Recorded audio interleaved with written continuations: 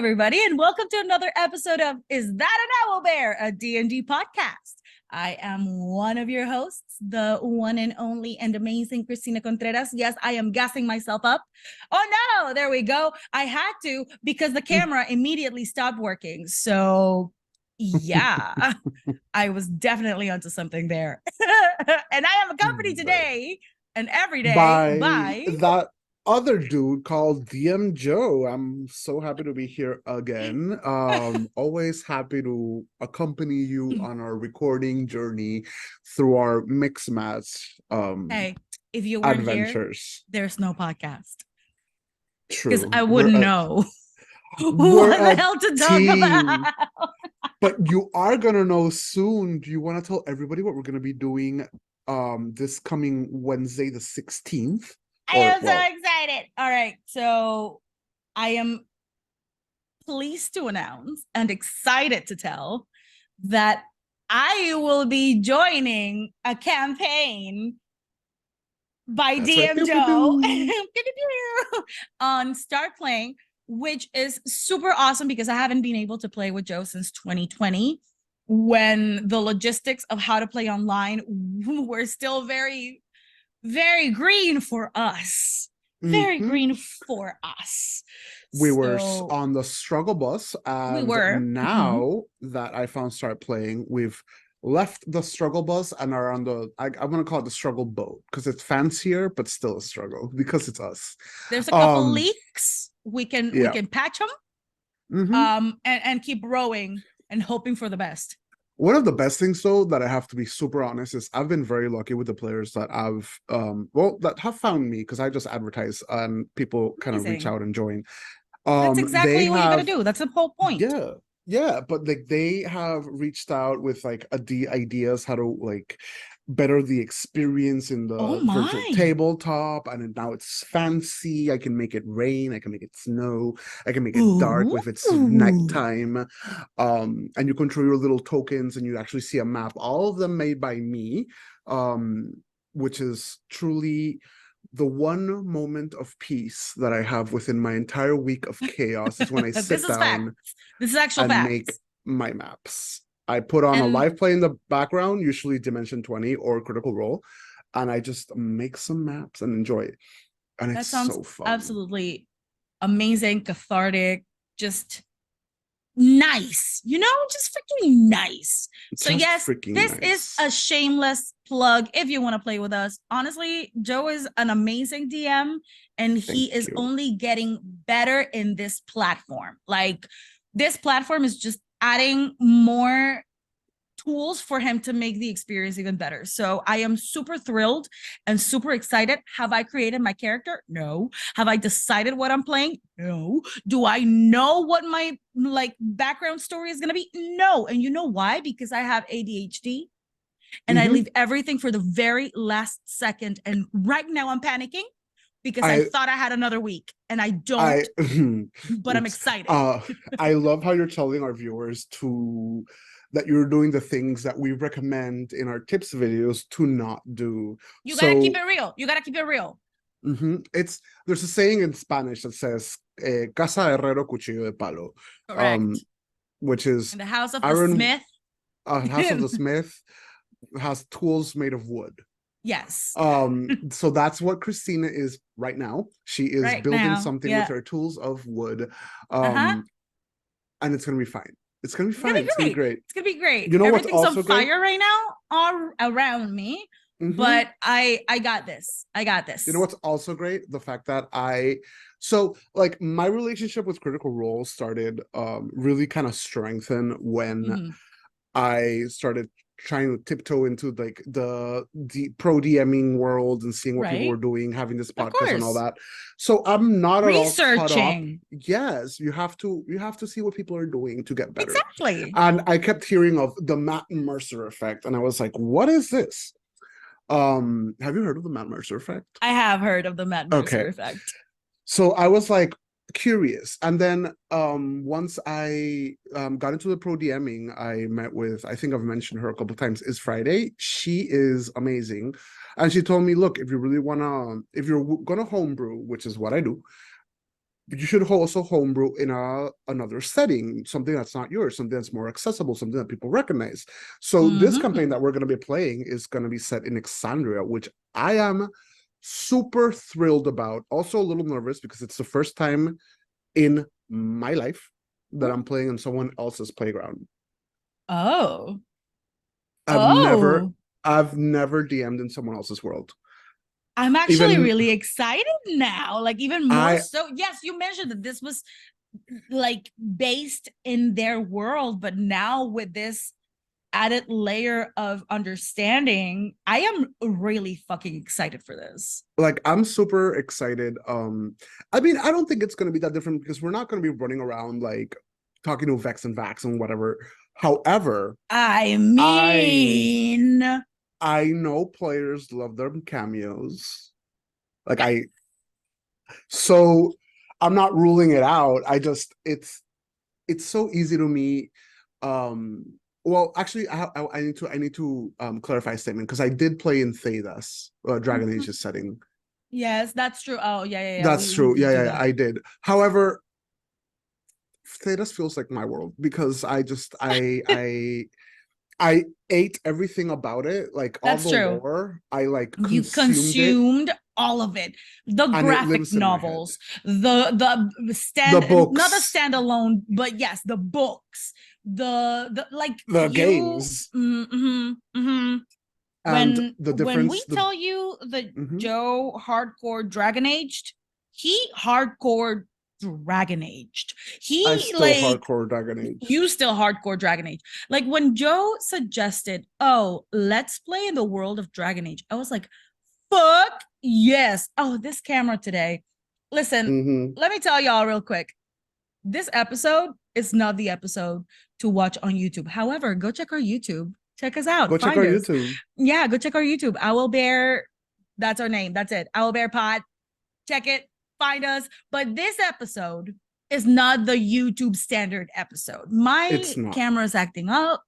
My hair is not done. I have no makeup on, but then again, that is my prerogative, not yours. But yeah, that is what today is. It's interesting.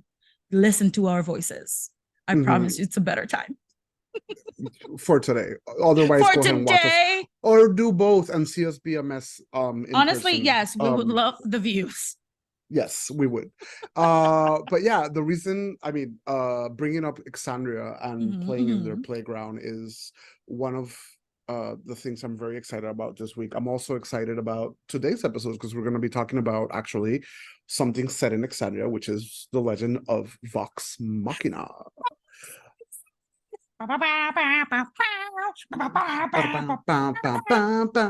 Y'all don't understand how long I have been waiting for this moment because Joe, as I have mentioned before, does not do animated series. So this is just chef's kiss. This is just my little heart is so giddy right now. So giddy because I have just all of Vox Machina. I love it. Go on. Most of my friends, when I told them that I was watching this, they were like, "Are you okay?" Because I mean, all honesty, please don't come for me. I enjoyed the show a lot, and I really liked the lore of it. But I don't relate to like animated. It makes me very sleepy. That's what happens. I get very sleepy. Okay. It doesn't matter what the show is. I really enjoyed Airbender, fell asleep a million times. Korra, haven't been able to finish it because there's this one episode where she's bloodbending, keep falling asleep. And it's like that's like one of the highlights of the show, and I'm just like snoring. Oh no. So for Vox Machina, because I finally took the plunge because I really wanted to take as much as the lore as possible before the game. I've been watching it drank some coffee, and I've been sitting in this chair looking at my screen like this. And it's keeping your hands to yourself so that you don't get to like fidget with anything else. Correct. And I think what helped a lot in watching this show for me is that I am past because I've only watched season 1, but I'm past hearing the live play of where they get, Right. because So the voices.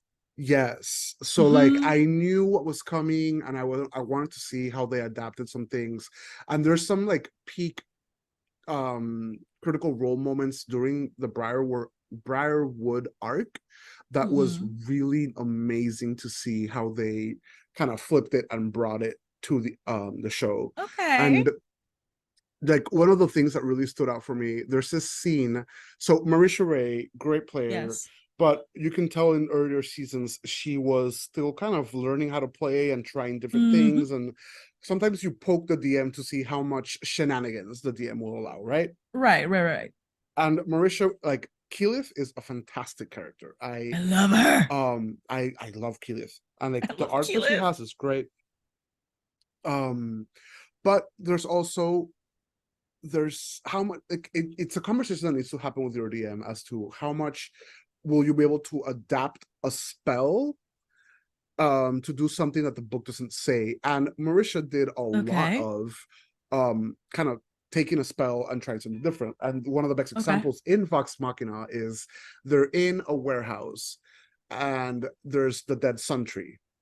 Like the tree is dead, and they're all in the warehouse. They're hiding from the giants. Oh yeah, trigger warning, spoilers.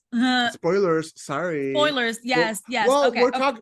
If we said we were going to talk about Vox Machina, but I'll put something in the notes. I'll put something in the notes so that people are aware that this is the case. But from this point forward, we're talking about the entire first season. First season. I'm trying really hard to not spoil things for Joe here. So Joe is gonna tell me what part we're talking about, and I'll be like, yeah. And if I think that I am mistaking it with season 2, I'm gonna shut my pretty mouth. The first season ends with Percy battling the demon inside him.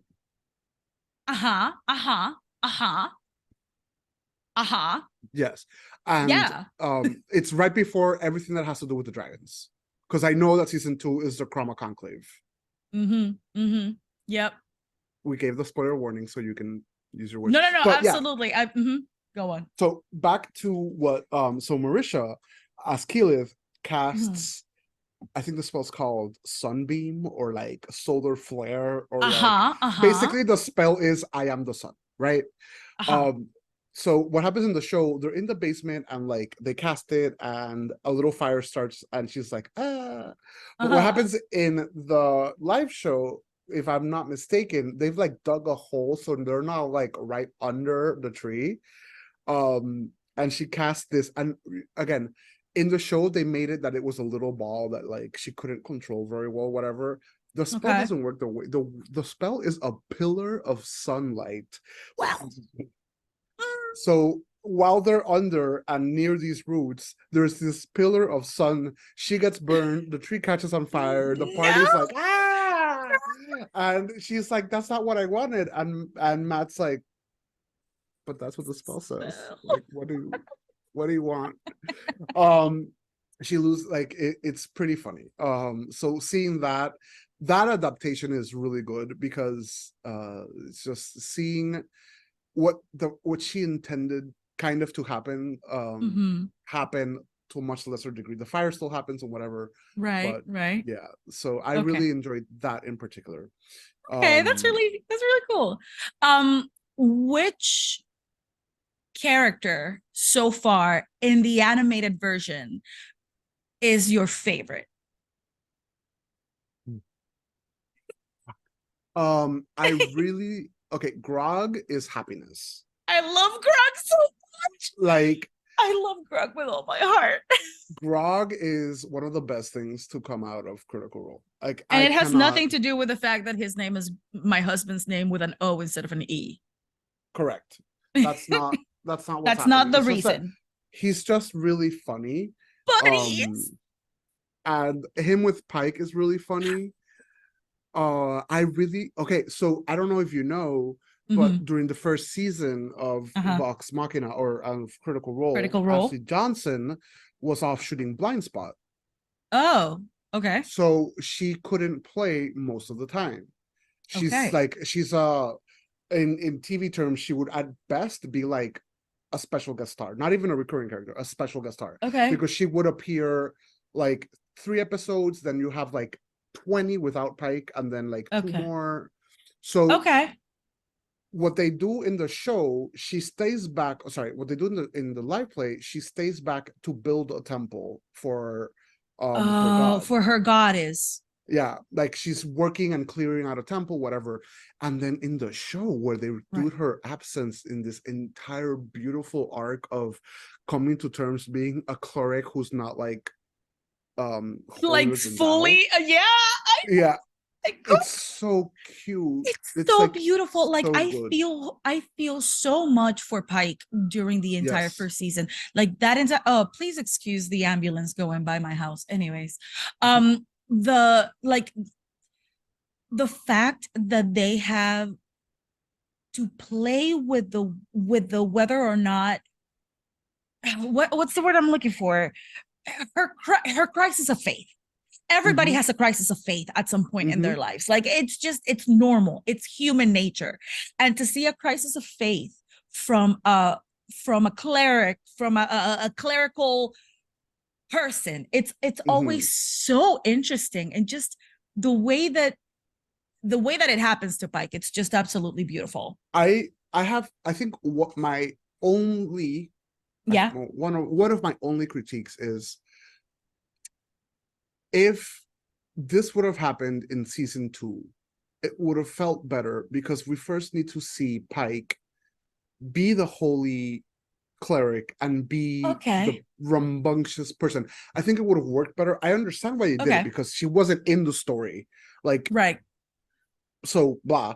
But that's just what I would say. Like, I would have loved the season where we fall in love with this Pike that parties and whatever, and then she's like, what if I'm not holy enough? But it still works, and it's still really good. Like the crisis of it works for Vox Machina. At the end of the day, it's two different products. Yes, correct. So I really enjoyed Pike, and honestly, Vex and Vax are just good. Twins. They're just great characters. The twins are just great characters. They really are. Honestly, I can't. This is so shitty, because like, who's my favorite character? All of them. Like, I don't have one that I'm like, I don't like them. When any of them have a scene I like, I have to be honest and say that, and this is going to be, I think, controversial, but the one that I least connect with, because he's a little silly, is Scanlan Shorthall. Scanlan's my favorite character. I asked you this question fully with the intention of saying Scanlan is my guy. I love that short king. He's great. He's great. I love his bisexual king. Yes. He's our bisexual king. Love me a queer character.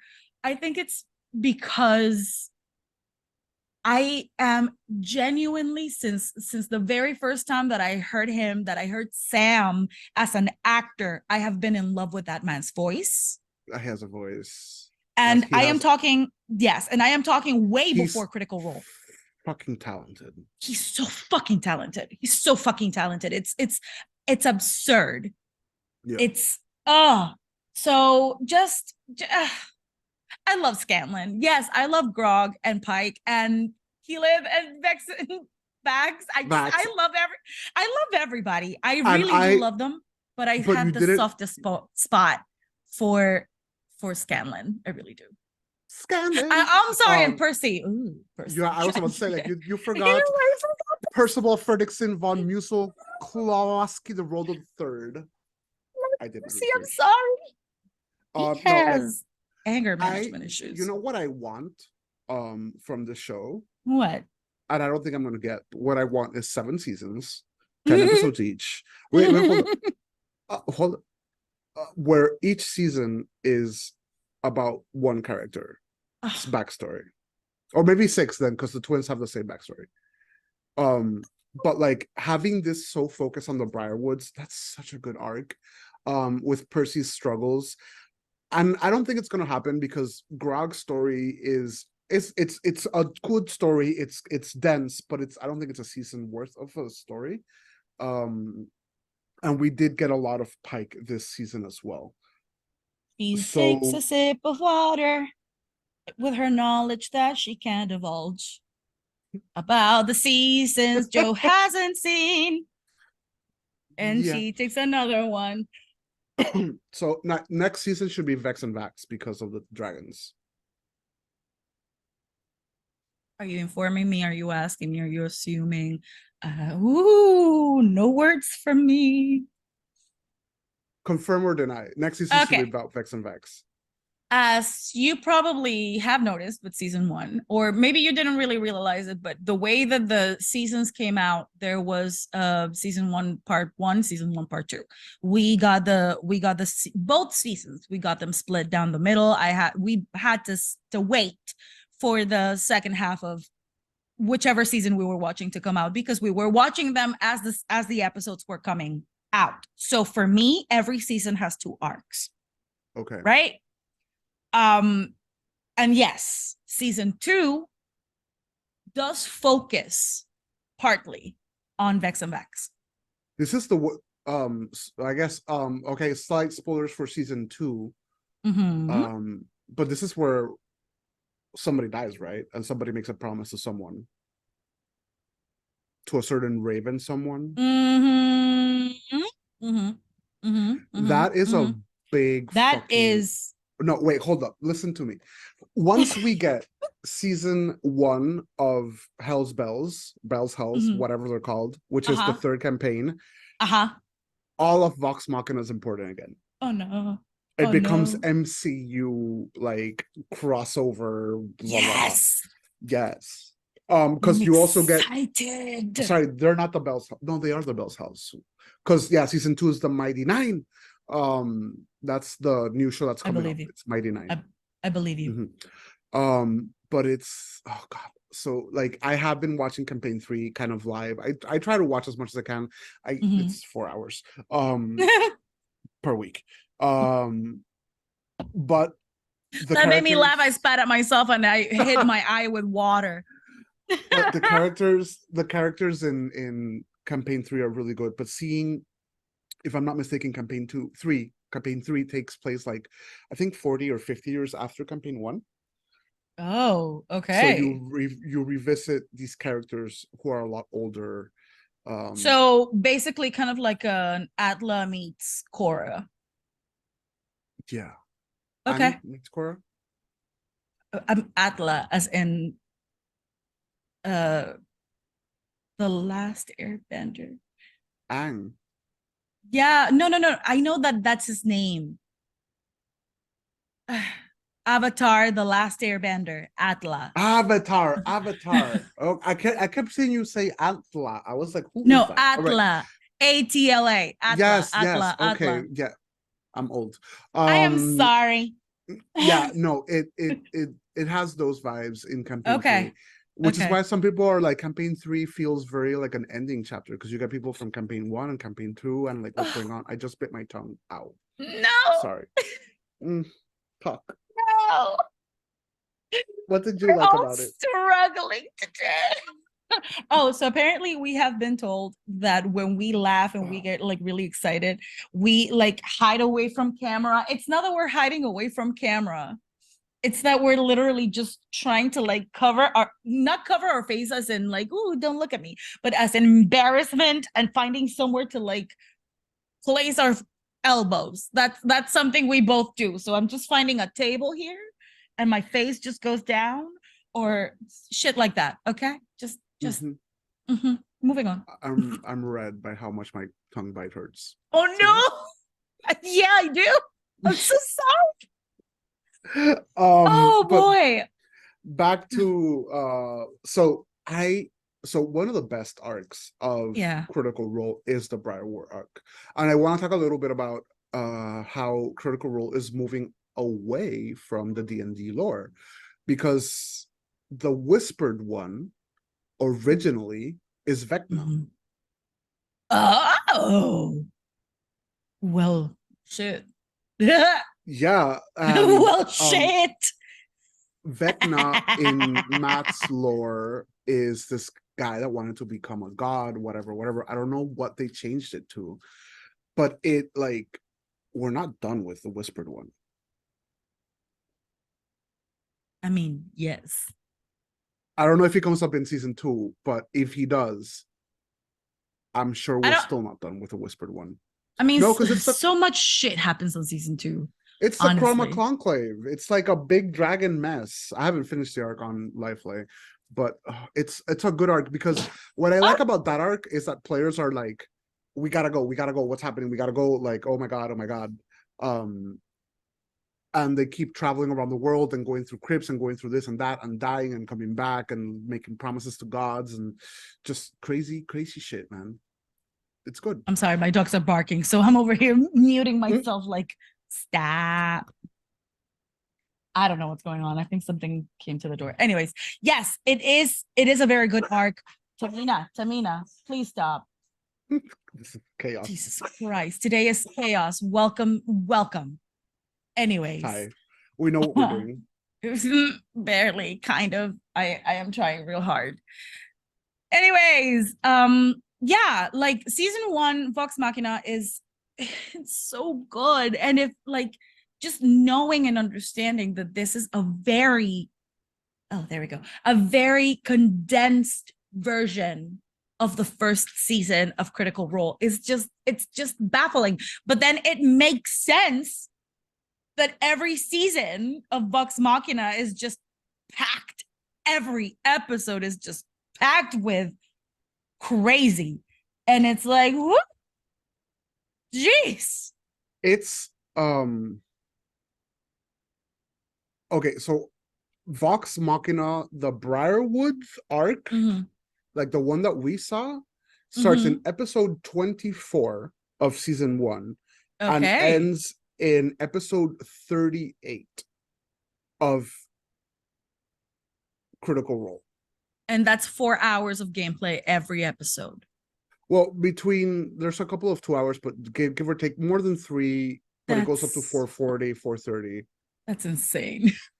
But it's not that many episodes of the full season, because season 1, I want to see how long. Season 1 is, how many episodes is season 1? A lot. I suck because I had it open and I closed it. 115 episodes. Wow. Jeez. My goodness. I think it's super interesting that they skipped the first 20 odd episodes, because that's when that other person that Critical Role fandom doesn't name, because I don't know. Right. We can't just erase people out of existence. So like Orion Nakata was part of the game. There we go. On YouTube. Like, so they just cut him out completely. The character's not in it. So that's another of the changes within the story. And it works well. Like it does. I who do not watch comic books recommend you watch cartoons. You do read comic books. I do read comic books. I do not watch cartoons. Recommend you watch this animated show. It is entertaining. The characters are rich. The story is fantastic. It's a little gory. If you don't like gore, it's not for you. But honestly, it's also a little sexual, which is fantastic. I love it. Is like very, very sexual, and it's all thanks to Scanlan. Scanlan is, and Grog. Yeah. Honestly, yes. And Grog. So buddies. Buddies. So I recommend you watch it. It was a fun show, and me who has not the aversion. Aversion, that's the word. I have the aversion to animated shows. If I recommend you watch it, that's because it's going to be worth your time. It's just 10 episodes. It's short enough. They're short, they're fun, it's a nice ride. So go watch some Vox Machina. Make sure you can tell that he's really excited about this and like nervous about admitting that he likes animated stuff, because he keeps making the camera move. His foot is making the camera move. I see you. I'm calling you out. I see you. All right. Well, yes, our episodes are short, and I'm sorry to keep interrupting you. And my camera keeps doing the thing. Our episodes are short. They are actually longer than Vox Machina. So yes, keep watching us. But how about you listen to us and watch us, and also give Vox Machina a shot, because it's fucking awesome. Correct. So it's double verified by both me and Cristina. We both enjoy it. We hope you enjoy it too. But to wrap up for today, we're gonna play a little game called Is That a Blank?